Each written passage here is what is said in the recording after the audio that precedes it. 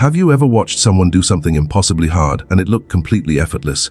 A musician's fingers flying across keys without even glancing down. A surgeon steady-handed after 9 hours under the lights. A fighter slipping a punch, like they read the future. Your first thought, that person was born different. But what if everything you believed about talent was wrong? What if I told you, the ease you see on the outside is hiding something most people will never discover? Stay with me, because by the end of this you'll never look at mastery the same way again. There's a Japanese concept called jukurin, matured skill, not gifted skill, not inherited skill, matured skill. The samurai didn't train to become good with a sword. They trained until the sword stopped being a sword, until it became part of their arm, their breath, their instinct. And when someone watched a master in combat, they saw a dance, they saw lightness. What they didn't see were the thousands of mornings the warrior's body screamed to stop, and he continued anyway. The art of making it look easy isn't about hiding the effort, it's about repeating until the effort disappears. 4 Japanese principles are buried inside this truth Kaizen, tiny daily improvements that compound into the impossible.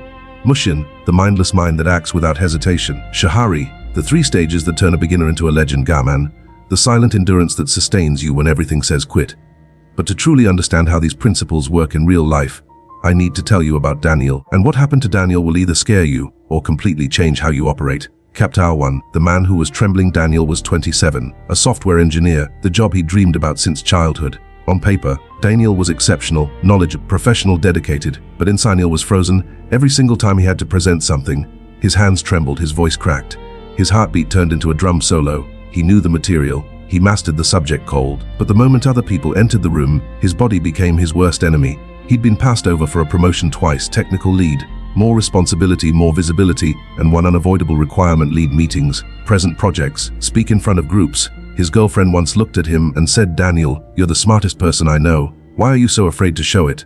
He didn't answer, because the truth was too humiliating to say out loud. He was terrified of looking ridiculous, of stuttering, of that look, the pity in someone's eyes. So he did what most of us do when fear shows up. He ran, until one Wednesday, running was no longer an option, a major international contract. Daniel's team built the entire project. His boss sent one text: "You present tomorrow. Only you understand the technical details, not a request, a necessity." That night, Daniel didn't sleep, slides until 3 a.m. Every line memorized, he even took a sedative. The next morning, 7 people from the client's side, his boss watching from the corner. Daniel opened his mouth. Silence, 3 seconds, 5 seconds. An eternity crammed into a boardroom. He stammered his first sentence. His hands shook so badly he could barely click to the next slide. A 40-minute presentation collapsed into 15 minutes of apologies.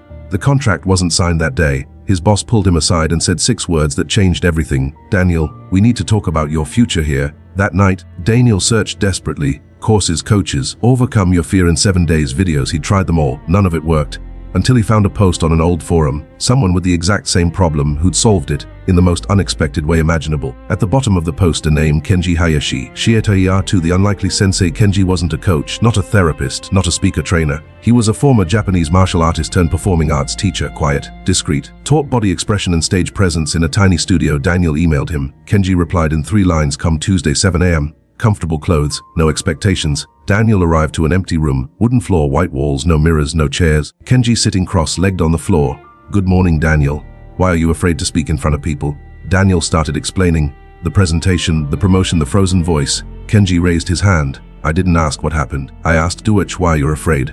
Because I don't know how to make it sound natural. Everyone else speaks so easily. For me, it feels like I'm fighting against myself." Kenji looked at him for a long moment. "You're fighting against yourself. That's the problem. People who seem effortless, they aren't doing anything special. They stop thinking about what they're doing. The body acts, the mind steps aside. This is Mushin, mind without mind. The samurai didn't train for decades to learn combat. They trained until they forgot they were fighting. But you don't reach Mushin by telling your mind to leave. You reach it by repeating so much that you no longer need to think. And that is where Kaizen begins." Daniel leaned forward, waiting for the full training plan. "Every morning, stand in the middle of your room. Say one sentence out loud. Any sentence, just one. Looking straight ahead." Daniel waited for more. That's all. 1 week. Then we'll talk." Daniel walked out feeling like he'd been robbed of his time. 1 sentence a day he needed to present to international clients, and this guy told him to talk to an empty room. But he was desperate enough to try. Chapter 3, the first ridiculous step. Day 1, "Good morning." Hoarse voice, barely audible. He felt like a complete idiot. Day 2, "The project is ready." Still uncomfortable. Day 3, without realizing it, the phrase came out louder.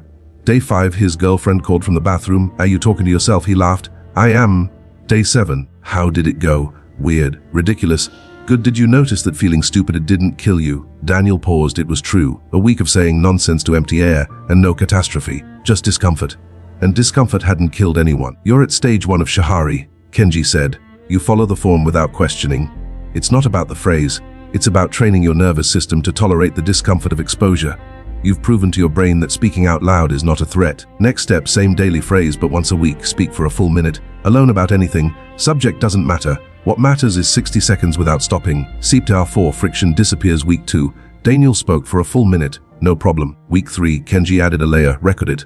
Watch it back. Daniel hated everything about it. His voice, his stumbling, the pauses. But he watched it and the next day recorded again. Week 4. The next layer. 2 minutes. In front of someone, Daniel chose his girlfriend. She sat on the couch. He spoke for 2 minutes about a work project. His hands trembled slightly. His voice cracked once, but he didn't stop. When he finished, she looked at him. Daniel, you just spoke for 2 minutes straight. Did you realize? He hadn't. Because for the first time, he wasn't monitoring himself. That constant internal narrator, I'm stuttering, they're judging me, this sounds wrong, had gone quiet. He was just talking. Kenji explained it later.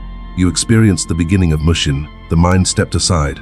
Why? Because you repeated the act of speaking until your brain stopped filing it under threat. Pure neuroscience. Every time you do something that frightens you and nothing terrible happens, the amygdala recalibrates, the alarm gets quieter, you do it again, quieter still, until it shuts off. The people who make it look easy, they turned off the alarm. Not because they were born without it, they turned it off. Through repetition. Shuhari 5. The setback that almost broke him. Daniel was gaining momentum. Girlfriend, friends, a short internal team video.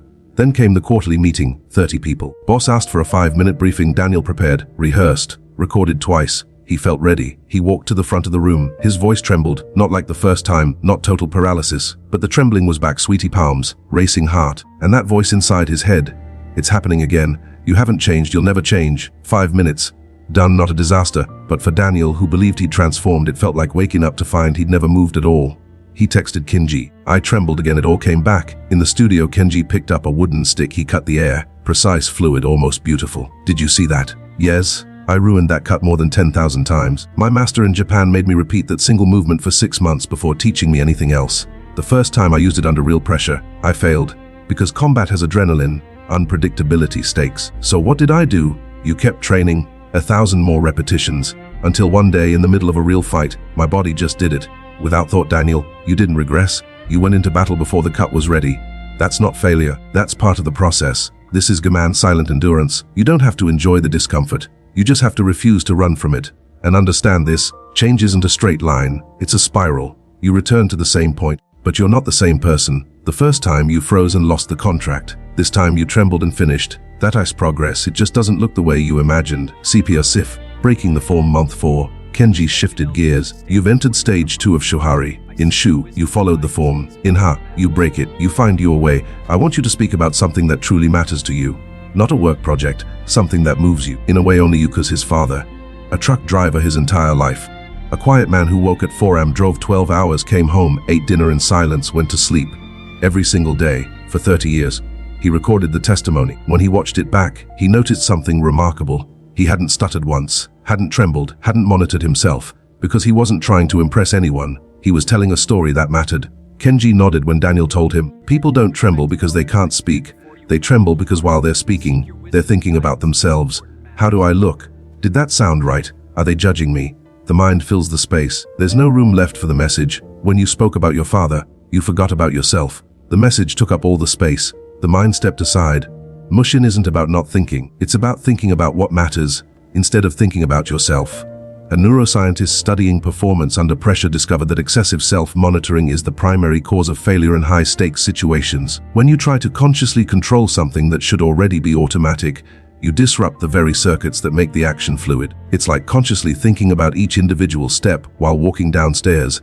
You stumble because you're paying too much attention. Researchers found that improvements under 2% per session produce dramatically stronger long-term results than intensive training bursts. The brain locks in small gains during sleep. Large jumps overload the system and get discarded. A Harvard psychologist put it plainly. The gap between amateur and professional isn't skill level, it's automation level. Professionals have automated the foundation. They don't think about mechanics. Every ounce of mental energy flows into creativity, adaptation, presence. That's why it looks easy. The foundation has become invisible. Here 7. The moment 6 months after that first session in the empty studio. A partnership with a multinational corporation. Presentation to 50 people. The boss, Daniel, you lead, the night before. He didn't stay up until 3 a.m. He reviewed his material once and went to sleep. Because the content wasn't in his notes anymore, it was in him. He walked into the room, 50 people, large screen, absolute silence. He took one breath and began. His voice didn't tremble. His hands were still. And the strangest, most disorienting thing of all, he wasn't thinking about not trembling. He wasn't scanning faces for judgment. He wasn't narrating his own performance in his head. He was telling the story of the project the way you'd describe your weekend to a close friend. Halfway through, he paused. He looked around, 50 people, locked in. Not a single phone out, he felt it. Mushin. When he finished, the room applauded. Daniel, where did you learn to speak like that? It looked so effortless, he smiled quietly. Effortless. 6 months of sentences to an empty room. Awkward recordings falls. Hundreds of takes. The trembling that came back when he thought it was gone. And from the outside, it looked like nothing. That is the art. The invisible work that makes the visible look extraordinary. And the story doesn't end there, because once Daniel understood the system, he realized it applied to everything. He started running, not with 7 miles, with a walk, then a light jog, then a single mile. Kaizen, he started learning Japanese, 1 word per day. He accepted the promotion, not because the fear disappeared, but because he learned that fear doesn't need to disappear for you to move. It only needs to become smaller than the action. And repetition does exactly that. Every time you act despite the fear shrinks. Chapter 8. The framework. Here's what Daniel's journey carved into stone. Kaizen. You don't need to be extraordinary tomorrow. You need to do one small thing today, and again tomorrow, until the accumulation becomes something no one can ignore. Mushin. When you repeat something deeply enough, the brain stops treating it as a threat. The internal battle ends. The body moves without interference. That is why mastery looks effortless. Shuhari. Daniel began by repeating phrases. He ended by telling stories that only he could tell. First you obey the form, then you break it, then you transcend it entirely. Gaman. All mastery passes through moments that feel like regression, and it is precisely in those moments that the ones who persist separate themselves from everyone else. The art of making it look easy is not a gift. It is the mark of someone who did the invisible work that nobody sees. One day, someone will watch you do something and say, "Wow, that looked so natural," and you'll smile, because only you will know what it cost. So here's my question to you. What is the smallest thing you can do tomorrow morning? Not a transformation. Not a revolution. Just say 1 sentence out loud to an empty room, write 1 paragraph, run 500 meters, play 1 chord. This is how it begins, not with an explosion, with a whisper. And when you stumble, because you will, go back to the empty room, go back to the daily sentence, go back to the process. The practice isn't about never falling, it's about always returning. One day you'll do something remarkable in front of someone, and they'll say, "That looks so easy." And you'll know the truth. It wasn't easy, it was built, 1 day at a time, 1 sentence at a time. That is the art. And now you know the way. If you made it this far, this hit something in you. Drop your phrase in the comments, the one small thing you're starting tomorrow. Subscribe, turn on notifications, and if this moved you, you know what to do. See you in the next one. Be present, walk with honor. Follow the path.